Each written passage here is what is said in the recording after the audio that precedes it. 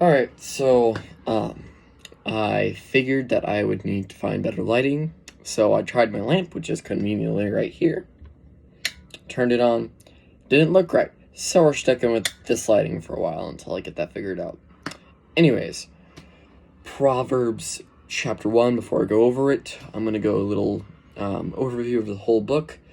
It was mainly written by Solomon from 971 through 931 BC. The last few chapters are written by other people, and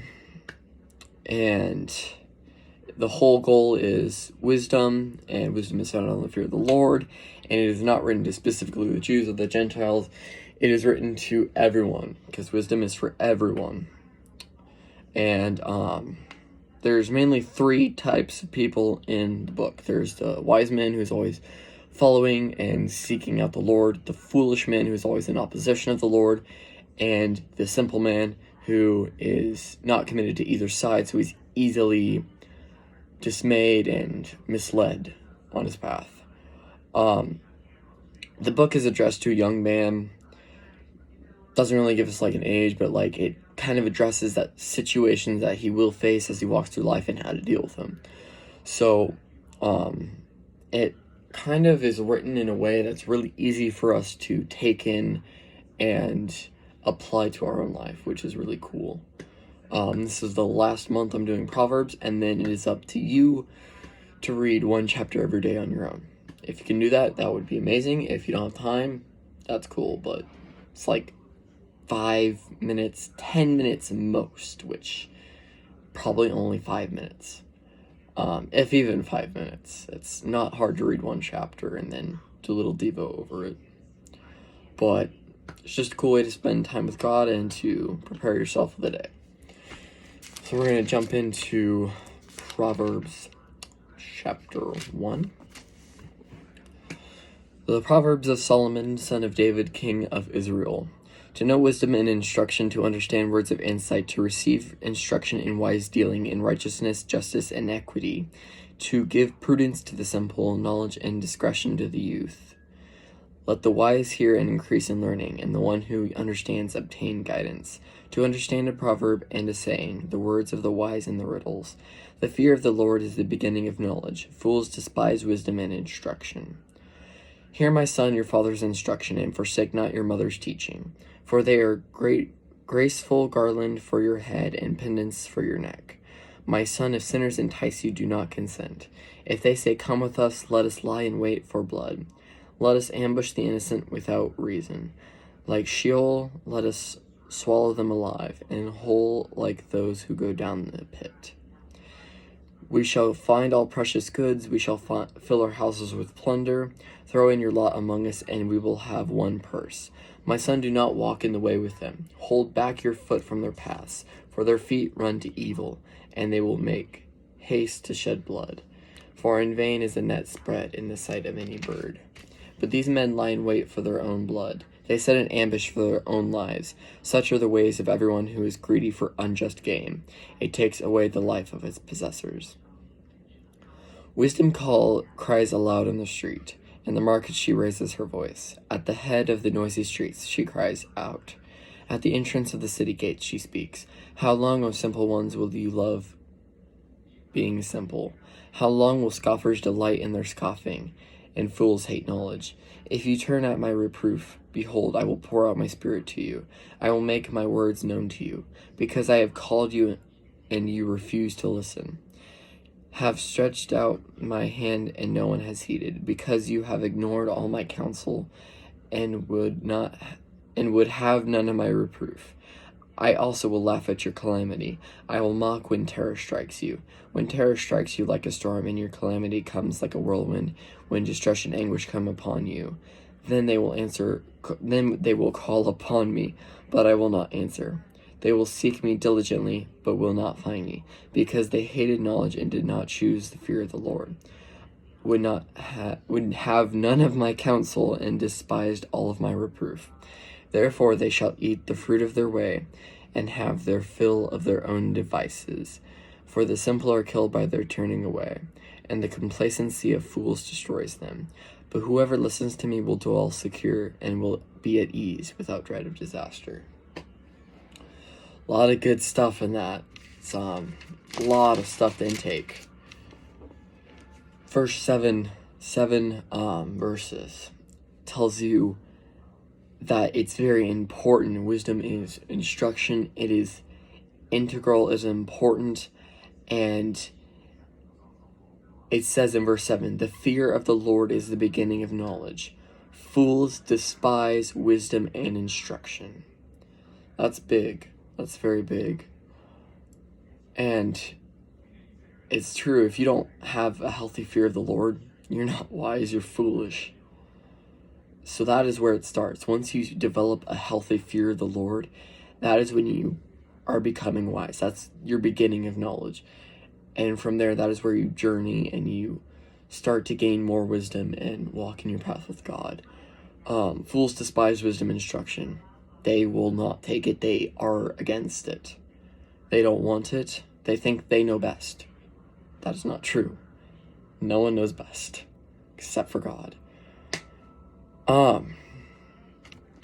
The next section, which is roughly 8 through 19, is the enticement of sinners, is what it's titled. And it's basically saying, listen to your mothers and your fathers, and don't just in one ear out the other. Actually listen and take it in. Listen to their instruction and their teaching. Listen to their wisdom they have to give you. Because if you don't, you could fall into sin. And that's where it leads into the next section. Don't go with sinners. Don't let them say, oh, it'll be fine. It's fine because we're all doing it. If we're all doing it, then it has to be fine. Or if they try and justify it by saying, oh, that kid's doing it, and he's a good kid, so it has to be all right. No, it's not true. That's your own doom. That's a trap. You're leading yourself to your own doom, as are they. It says, let us ambush the innocent without reason. Like Sheol, let us swallow them alive, and whole like those who go down the pit. We shall find all precious goods. We shall fill our houses with plunder. Throw in your lot among us. We will have one purse. But, it says later, but these men lie in wait for their own blood. Such are the ways of everyone who's greedy for unjust gain. It takes away the life of its possessors. So, it sounds good until you read the end. It sounds good until you get to the finish line, Judgment Day. And then you see what's coming for you, and it's too late. It's a warning, and it's a very, very big warning, because we're all gonna come to that sometime or another in our life. And that's a very important thing we need to be aware of, is not to be drawn in by peer pressure or self-justification because someone who is good or righteous is doing it. Just because someone righteous is doing it does not mean it's okay. It's just, you have to be very aware, and you have to be able to tell what's good and what's not. And Proverbs, the Bible in general, that is how you will know. The next section, 20 through 33, is wisdom. The call of wisdom is what it's called. And wisdom is kind of characterized as a woman. Lady Wisdom, if you will. And she always is calling out to us and telling us that we need to listen to her, and that we can't just be living on our own by self-justification and by our own path. We have to listen to her and use wisdom. We have to use her. We have to use wisdom. And it says, how long, O simple ones, will you love being simple? How long will scoffers delight in their scoffing and fools hate knowledge? If you turn at my reproof, behold, I will pour out my spirit to you. I will make my words known to you. So, all it takes is us seeking out wisdom, and we get it. And from there, we just have to cling on tightly to it. But if we just ignore it, then we're marking our own doom. Because it says, because I have listened and you refuse to listen, or no, yes, listen, have stretched out my hand and no one has heeded, because you have ignored all of my counsel, and none would have my reproof. I also will laugh at your calamity. I will mock when terror strikes you.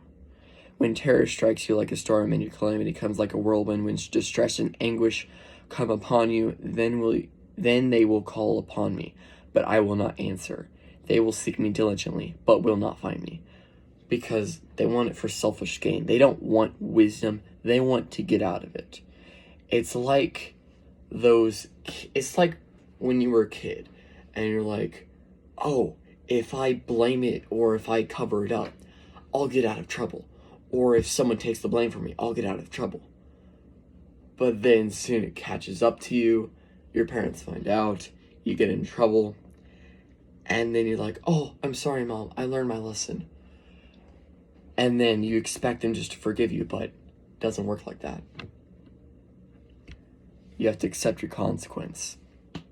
Your consequence is you are selfish, so wisdom will not show itself. You have to seek wisdom because you want wisdom to use it in your life. Not to get out of trouble when it's too late, but to prevent trouble. And that's a very big thing that we need to do. That's why Proverbs is so important to me personally, because I want to use this as much as I possibly can to prevent future calamity or destruction of myself. And this is the beginning, is wisdom. That's all I've got for Proverbs chapter 1. Again, I will be going over a new book starting tomorrow. If you have any comments on what book you would like to do, please keep it Old Testament. I've already gotten a comment suggesting either Esther or Obadiah, I think. So I'm leaning towards one of the two. I will not let you know, but if you have any other ideas, leave a comment down below. That's all I really have for Proverbs chapter 1. I continue to challenge you to read this every day and do a little devo. Doesn't matter when. It's really easy to do. Takes about 5 minutes. I usually do it before bed because this is the time I have when I'm most focused and I'm less stressed or busy. First day of band camp went well. I thought I was going to struggle hitting high notes. I thought I was going to barely hit a high C. I immediately hit a high G, so that was a blessing in disguise. And then I felt the pain as my lips had no endurance. I'm a baritone player, brass player, so I'm gonna have to build up my lips, so that's gonna take a while, but it's looking good for this year. We're already starting to march and planning halftime shows, so that's gonna be fun. It's gonna be my last time doing it, so it's gonna be interesting. I don't know if I'm gonna do that in college. I'm thinking about it. I know I'm gonna do pep band in college. I'm not sure if I'm doing marching band, but we will see. So I'm excited for tomorrow. I also have a piano lesson tomorrow, so I might start posting piano videos again. I'm not sure about that yet. And then I'm also going to start taking guitar lessons because I've had a guitar for like a year and then I haven't gotten lessons yet because I got too busy. But I'm going to start that, so that'll be interesting. Yeah, that's Proverbs chapter 1. Again, comment down any books from the Old Testament you'd like me to go over. You have until tomorrow about roughly 9:30, if even that. I'm probably going to start about probably 9-ish is when I'm going to start either my Proverbs video or my book video, and then we'll go from there. I don't know if I'm going to be doing the books every day, but I'm going to try and get at least 3 to 5 book videos every week. And then once Proverbs is over, I'll be trying to shoot 1 video every day. But that's Proverbs chapter 1. continue to seek out wisdom in everything you do and apply it to everything you do. That's all I really have for you, so I will try and get better lighting because it's not going to cut it. So that's all I have. Later.